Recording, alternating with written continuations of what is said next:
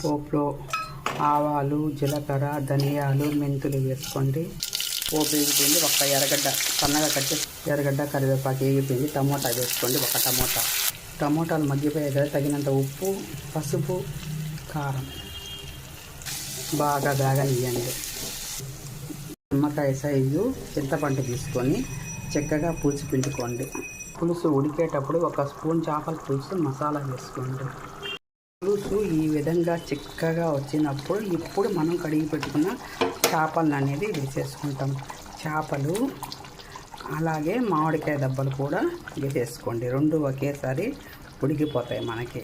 ఈ విధంగా నైస్గా కలబెట్టుకోండి. ఎక్కువ కలబెట్టారంటే చిన్న చేపలు కదా, చితికిపోతాయి. జాగ్రత్తగా చేసుకోండి. చిన్న చేపల పులుసు ఇప్పుడే చేపలు వేసాం కాబట్టి కొద్దిగా అనేది అలా కలబెట్టుకోవచ్చు, ఏం కాదు. చేపల పులుసు అయితే ఉడికిపోయింది. స్టవ్ ఆఫ్ వేస్తున్నాను. ఎంతో టేస్టీగా ఉండే చేపల పులుసు, చిన్న చేపల పులుసు రెడీ అండి. Thank you.